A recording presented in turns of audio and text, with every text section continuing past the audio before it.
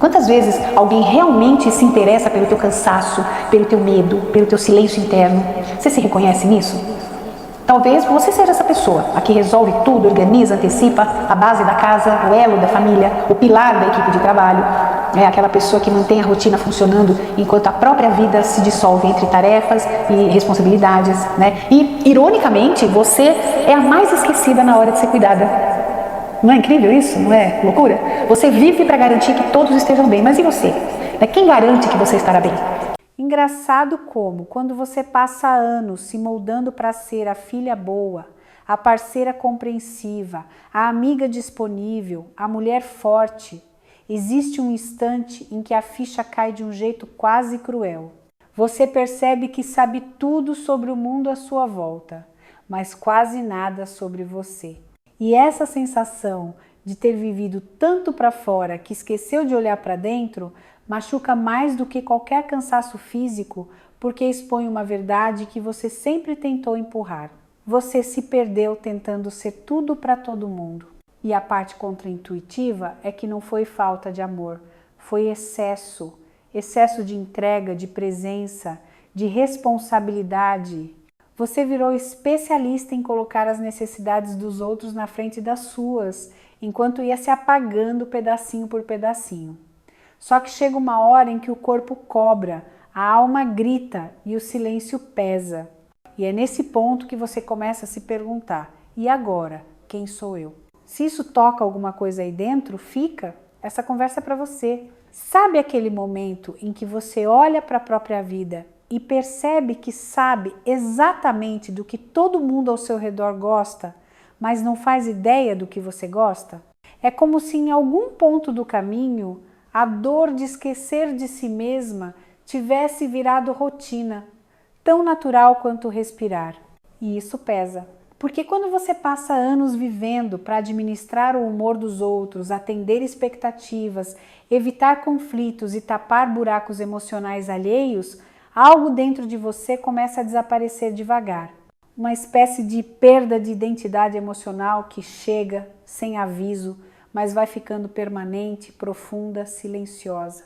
E o mais cruel é que ninguém percebe. Só você sente esse vazio emocional silencioso, essa estranheza com a própria essência, como se tivesse se tornado especialista em ler o mundo inteiro, menos a si mesma. É aí que surge aquele medo quase infantil de não saber quem você é, quando não está vivendo para agradar os outros. E mesmo assim você continua, porque aprendeu cedo demais a ser forte, a carregar o que não era seu, a se responsabilizar pelo que não te cabia.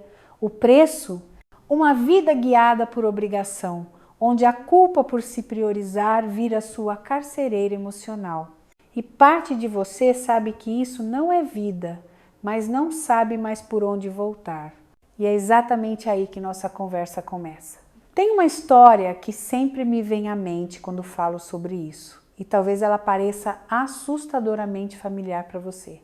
Uma mulher que fez tudo certo: trabalho, casa organizada, presença constante na vida de quem precisava, e mesmo assim vivia com aquela sensação discreta de estar carregando relações nas costas o tempo todo. Ela acordava já cansada, e não era cansaço físico. Era aquele esgotamento emocional feminino que ninguém vê, mas que deixa marcas por dentro. E no meio das tarefas, das mensagens, dos pedidos, ela percebeu algo que doeu mais do que qualquer cobrança externa. Ela não sabia mais o que gostava de fazer. Era como se tivesse passado tanto tempo cuidando dos outros e esquecendo de si, que quando finalmente teve um dia livre, não soube escolher nada que fosse realmente para ela. Nem um café, nem um filme, nem uma cor, nada parecia familiar, nada parecia seu. E esse vazio dói, dói porque expõe um buraco que você tenta ignorar há anos. Um lembrete silencioso de que para sobreviver você se abandonou um pouquinho a cada dia, até não sobrar quase nada além de obrigação e presença automática. E no fundo ela nem era infeliz, ela só não era mais ela. E é curioso como isso se repete em tantas mulheres que chegam até mim. Engraçado como ninguém ensina. mas você aprende cedo que ser amada tem um preço. E geralmente esse preço é ser útil, disponível, compreensiva, a que resolve, a que acolhe, a que nunca diz não. Aos poucos você vai entrando num sistema invisível. Quanto mais você se doa, mais parece merecer ficar. E esse sistema é sedutor, sabe por quê? Porque ele entrega algo que toda mulher emocionalmente exausta procura: pertencimento. Mas é um pertencimento condicionado, sustentado por uma dependência de validação que vai moldando o seu jeito de existir. E sem perceber, você começa a se tornar uma versão estratégica de si mesma, a que fala o que não sente, a que age como esperam, a que não questiona, a que encaixa e quando percebe já está vivendo uma vida guiada por obrigação, respondendo a necessidades emocionais que nem são suas. Você não acordou um dia decidindo se abandonar. Você foi apenas ocupando o espaço que esperavam que você ocupasse, até que a sua própria essência ficou lá atrás, quieta, esperando ser lembrada. E quando esse silêncio começa a incomodar, é sinal de que algo dentro de você quer voltar. Tem uma ideia que costuma se instalar tão fundo que parece verdade absoluta. Se você se priorizar, alguém vai se decepcionar. E com o tempo, essa ideia vira uma lente distorcida, que te convence de que qualquer gesto por você mesma é egoísmo. É aqui que nasce aquela culpa por se priorizar que te paralisa. E essa crença não surge do nada. Ela é construída em pequenas mensagens que você ouviu a vida inteira. Seja forte, não dê trabalho, entenda o lado do outro, é só você segurar mais um pouco.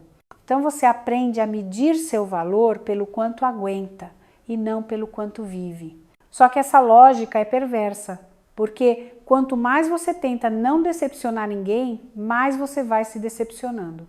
Até que chega um momento em que o abandono emocional de si mesma não é mais invisível. Ele começa a cobrar.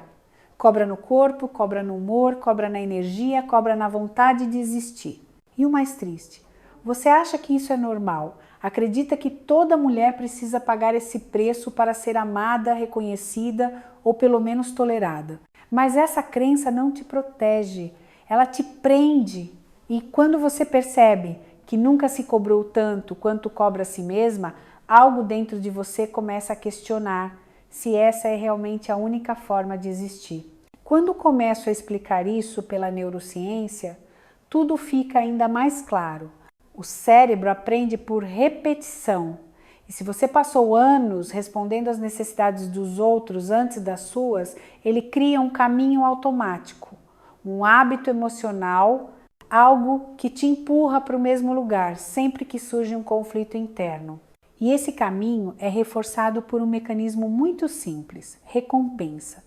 Cada vez que você se anula para manter a paz, evitar tensão ou agradar alguém, o cérebro registra aquilo como segurança. Ele associa a sua ausência a um ambiente estável.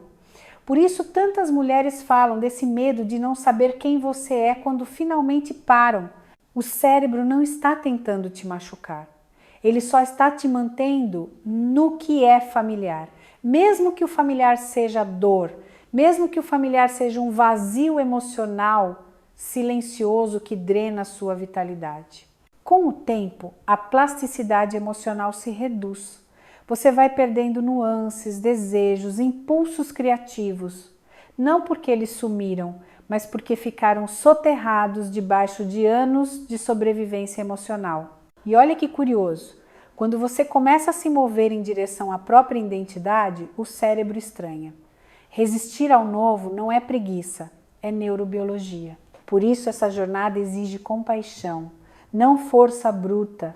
E mesmo que pareça impossível agora, os caminhos internos podem ser reconstruídos, sempre podem. Tem um ponto da jornada em que você deixa de ser vista como pessoa e passa a ser percebida como função. Às vezes, nem é por mal, as pessoas se acostumam tanto com a sua disponibilidade que começam a te procurar apenas quando precisam de algo que você resolve bem. E você, por ter vivido tanto tempo nesse modo automático, nem percebe quando isso acontece. É sutil, você vira a conselheira, a pacificadora, a responsável, a adulta da sala, a que dá conta, e quanto mais você corresponde, mais esse papel se solidifica.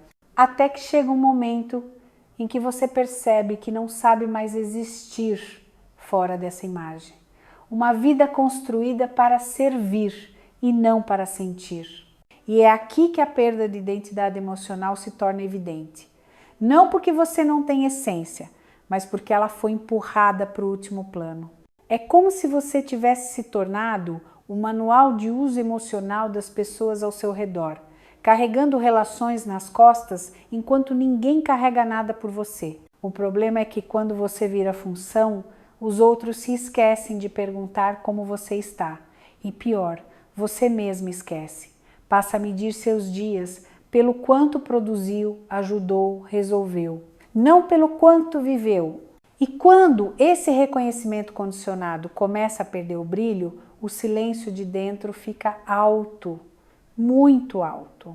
Curioso como o processo de se recuperar não começa com grandes decisões. Ele começa com detalhes tão simples que parecem até bobos. Escolher uma música que você realmente gosta, perceber o sabor de algo que sempre comeu por hábito, dizer não para uma coisa pequena só para testar o próprio limite. Esses microgestos funcionam como pequenas portas internas, abrindo passagem para a reconstrução da identidade feminina que ficou adormecida. E quando você passa anos vivendo para agradar os outros, esse retorno ao próprio sentir não vem como um raio, ele vem como uma lembrança suave, quase tímida, e aos poucos você percebe que aquela mulher que você abandonou lá atrás ainda está aí. Ela só estava exausta demais, cansada demais, soterrada demais para conseguir aparecer. O reencontro não acontece de uma vez, ele acontece em camadas. Você vai tirando peso, tirando expectativa, tirando obrigação, até enxergar alguma luz. E é nessa luz que a sua identidade volta a respirar. Não é sobre criar uma nova versão de si, mas sobre remover o excesso que te deixou tão distante de quem sempre foi. E conforme você reencontra pedaços seus que achava perdidos, nasce um sentimento quase impossível de ignorar. Você quer continuar voltando para si.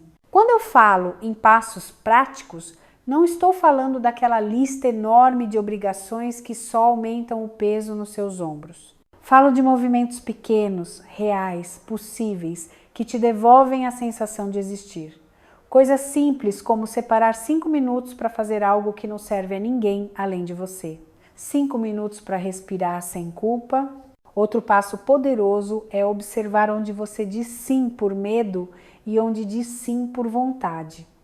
Essa diferença parece mínima, mas é exatamente aí que o abandono emocional de si mesma começa ou termina. Perceber isso muda tudo, porque te devolve uma forma de autonomia que não depende de ninguém. Também ajuda muito criar um pequeno ritual diário só seu. Não precisa ser especial, precisa ser seu.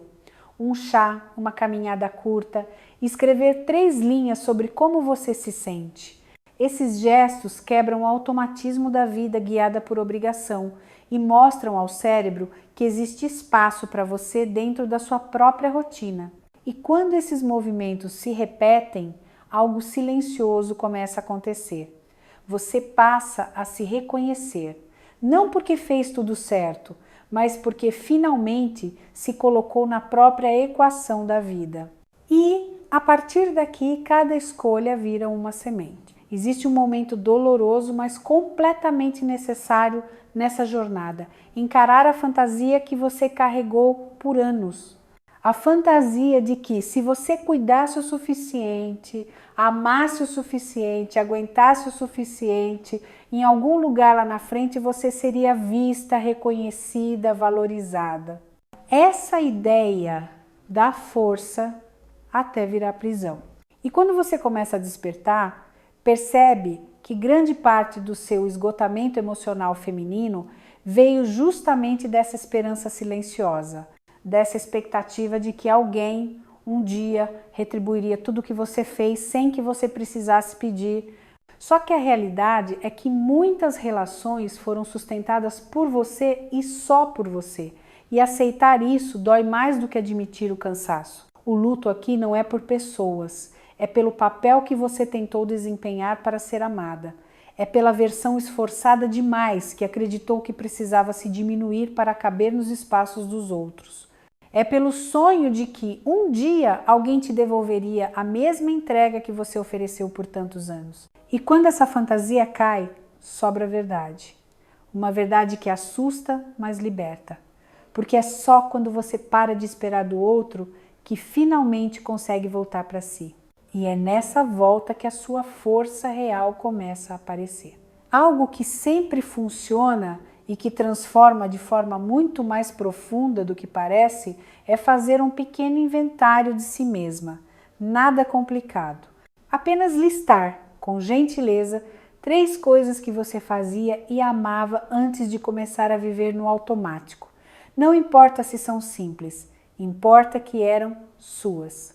Depois, escolha uma delas para retomar ainda esta semana, mesmo que por poucos minutos. Esse gesto resgata partes suas que ficaram adormecidas e enfraquece, pouco a pouco, aquela sensação de estar vivendo para agradar os outros. É quase como reacender um pedacinho da sua história, lembrando ao cérebro que você não é só função, não é só força, não é só cuidado.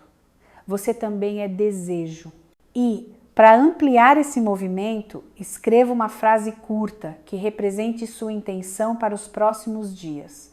Algo como: eu existo, eu importo, eu também mereço espaço.